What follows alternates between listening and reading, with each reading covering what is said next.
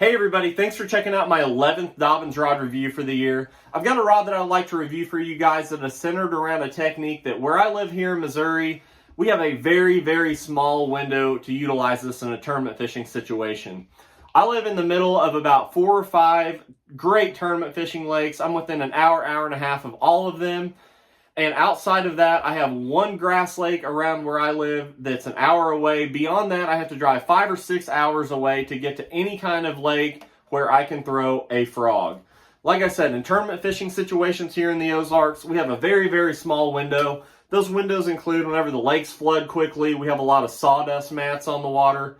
Throwing a frog across those is a great way to catch some nice fish. In addition to that, you kind of have to have a flooded grass scenario where like a field or a yard is flooded, and getting a frog through that stuff is a great way to catch some good fish.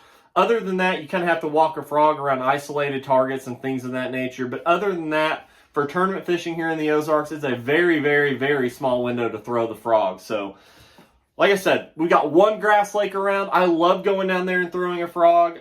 Traveling the last 4 or 5 years, I've definitely caught a bunch of fish on a frog, and who doesn't love catching them on it? It's an explosive strike. You get to set the hook hard and fight a lot of really big fish around some nasty cover. So, with all that being said, I had to rely heavily on the Dobyns community for the perfect frog fishing rod. I've tried a couple different rods from Dobyns. I've had a lot of success with the 735, especially here in the Ozarks where I'm working a frog, trying to walk the frog around isolated targets in open water.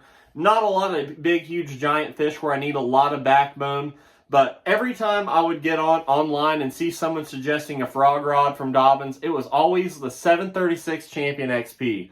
A lot of people talking about this rod. I picked one up a couple of years ago, and I've caught a lot of fish with it, especially around heavier cover. That 6 power is exactly what you need for fighting big, mean fish in heavy cover on a frog and getting them out of that cover quickly. In my experience, whenever a fish crashes a frog in a heavy mat or something of that nature and it gets its head down and buries you in that mat of grass, your chances of landing that fish go very low. So being able to control that fish right off the bat with a 6 power rod is absolutely key to landing those big fish. Getting their head up and out of the cover and keeping them coming, horsing them into the boat on 50 or 60 pound braid is the way to do it. So the thing I really like about this rod is the 7'3" length. I feel like that is the perfect trade-off for being able to cast the frog effectively, getting a good hook set on a long cast.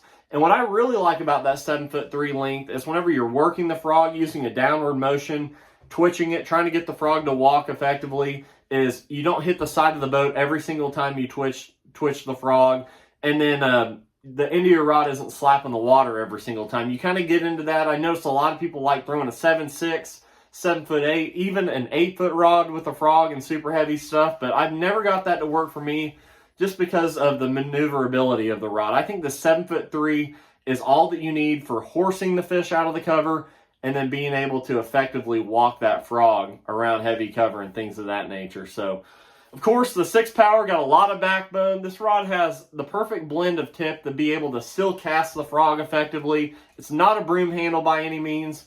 And like I said, I relied heavily on the Dobyns community on a suggestion on a frog rod just because I didn't have that much experience 4 or 5 years ago throwing a frog. So I'm super glad I tried out the 736, and I think if you're in the market for a great frog fishing rod, you should go over to dobynsrods.com and check out the 736 Champion XP.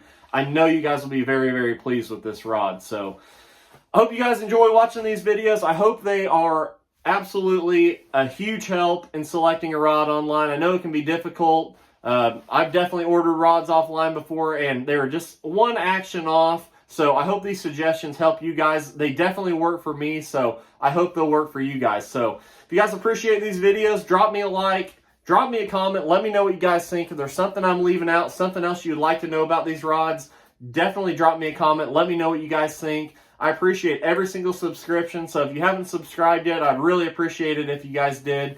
And I look forward to seeing you guys next time on the next rod review. Thank you very much for watching.